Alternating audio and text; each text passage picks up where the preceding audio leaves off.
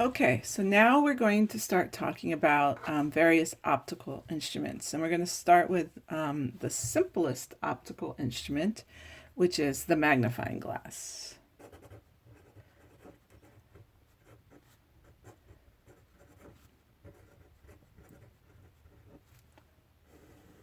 So a magnifying glass is essentially just a converging lens. But before we get into figuring out how much it magnifies, we need to define a couple new quantities. And the first one we're going to talk about is what we call angular size. So far we've been talking about object height and image height as a length, right, in centimeters or meters. But you can also talk about object and image sizes in terms of the angle that they subtend. So for imagine, like, here's your eyeball again. There's your eyeball, and you've got an object here with an object height, right? You can look at, instead of looking at its linear height, we know that so you're going to get an image that'll form on your retina, right, from the rays. You can look at the angular size, theta. So the size of that angle, right, between a ray that comes from the top of the object and a ray that comes from the bottom. Okay, when that object is placed a distance d away.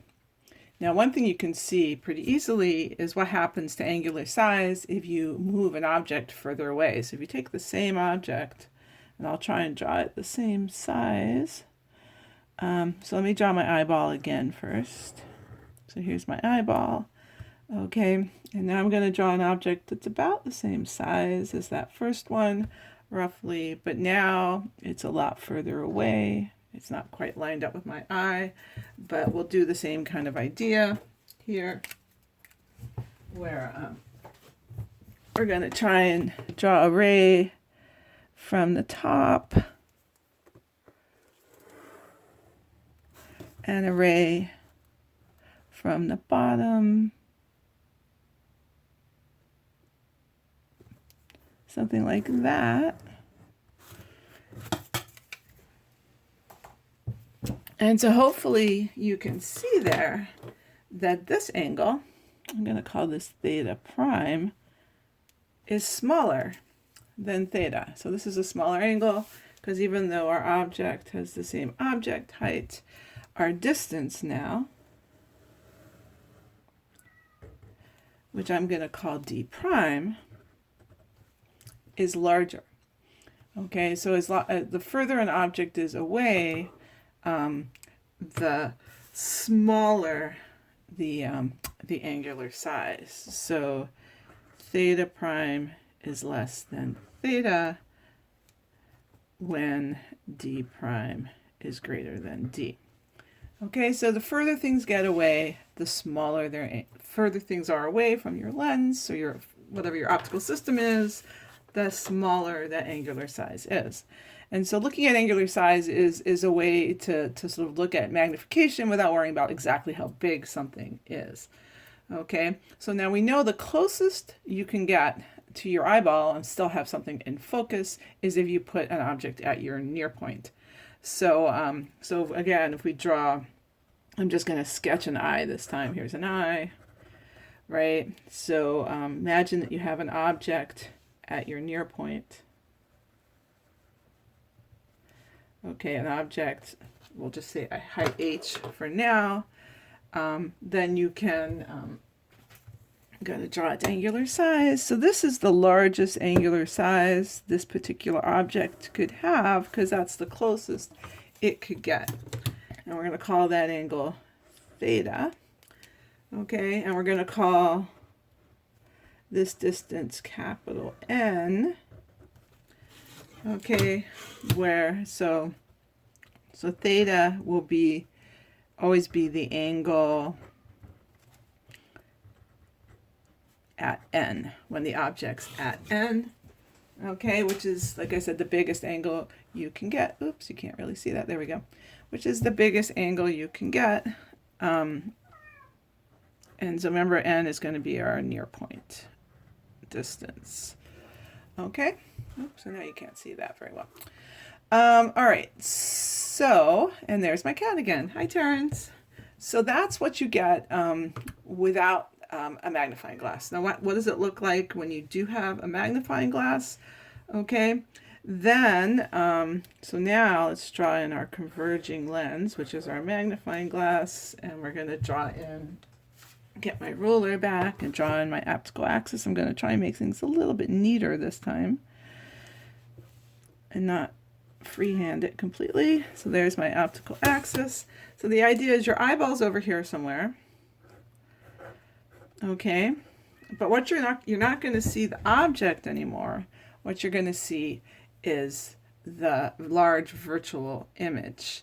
Okay, so I'm just going to kind of do my best job of drawing a ray diagram here, but the idea is that say the focal point is here, okay, and say your object is somewhere around here, like that, okay, and so that this is your object distance. Okay, so we know, so I'm not going to draw the whole ray diagram. I do know that there is a ray, right, that will go through the middle of the lens without really being deflected at all. Here, let's slide this up a little bit. Okay, and so there's a ray that does this. Right, like that. And so we can track that one back to wherever the image would appear, okay, for this particular scenario. And let's just say that our virtual image is here.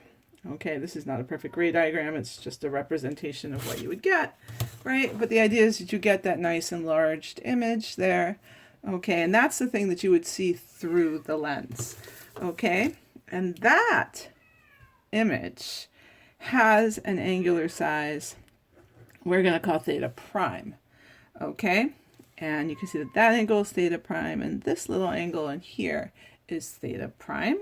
And we're going to say that this object has a height h, okay, here. And we know that this distance here from the lens to the image is our image distance. Okay, so now we have the angle we get when you put the object at the near point, and then if you take the same object of height h and you put it closer than the near point, closer than the focal length, in fact, then you get this large, with your magnifying glass there, okay, then you get this enlarged image that has an angular size theta prime. Like I said, these are both theta prime. And then we're going to define something called the angular magnification, or the magnifying power. Okay, and I think I'll try to put it on this page so we can see it.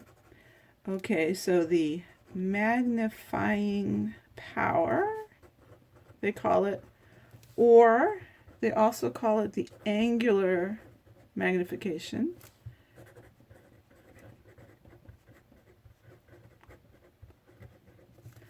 Okay, and we write it as capital M instead of little m, so we don't get it confused with the other magnification. And capital M is equal to the ratio of the two angles, so theta prime over theta. So it has no units, just like little m, no units, because you've got two like quantities. Okay, so we can figure out what m is for our scenario here. So I'm going to rip this off, but I'm going to try and keep it so we can see it. Okay, so we can look at it. And now we're going to slide this page down like that. Hopefully you can still see that okay. All right, so we are going to use our small angle approximation. So we know that for small angles, we know that, for example, theta is approximately equal to the tangent of theta. Remember, this only works in radians. Okay, and we know that the tangent of theta, little theta, up here is just h over n. Opposite over adjacent. Okay, like I said, remember theta is in radians. I'll slide it over so you can see that. Okay, so, and then what is theta prime? Well, theta prime is approximately equal to the tangent of theta prime, which is, you can either use the big one, big triangle, or you can use the little triangle. We're going to use the little triangle, and so it's going to just be h over the object distance. So h over dO. Okay, and then if we calculate magnification, which is our theta prime over theta here, so that's going to be h over dO, that's our theta prime, divided by h over n, and the h's cancel out, and you get a very simple expression. It's just the near point distance over dO. Okay, where remember that we are typically going to use near point equals 25 centimeters unless we're told otherwise. Okay, so that's sort of the general expression for magnification. And now we're going to look at the sort of two extremes. Okay, so basically, I'm going to get rid of this one now. So, give us a bit more space here. If your eye is relaxed, so if the eye is relaxed, then that's what happens when you're looking at things that are very distant. So basically that's when the size of the image distance goes to infinity. Okay, and that happens when the object distance is approximately equal to the focal length. And that's pretty easy to prove to yourself. Okay, so in that case, then we can say, so for a relaxed eye, with this scenario, the magnification is just n over f. So that's what we call our relaxed eye angular magnification. Okay, and again, remember the n will be 25 centimeters, unless I tell you otherwise. So, and then what else can we do? Well, we can also adjust things, okay, so that the image distance, basically you're going to contract your muscles, look at something closer, and now we're going to say how close can we get the image and still focus on it. The closest we can get is when it's at the near point. So what if the image distance is minus n? Remember, it's minus because it's a virtual image. Okay, so what does that do? Well, we know that 1 over object distance equals 1 over f minus 1 over image distance. And so if we plug in minus n here, we get 1 over f plus 1 over n. And if we plug that quantity in for 1 over dO in our magnification, right? Remember, magnification is n over object distance, and so that must be equal to n times 1 over f plus 1 over n.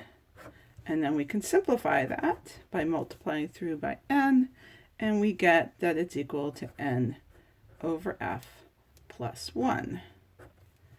And so we get a bigger magnification by 1, bigger angular magnification when the eye is focused at n, at the near point, not relaxed. Okay, so you can get a varying angular magnification for a given magnifying glass depending on whether your eye is relaxed or if it's focused at n.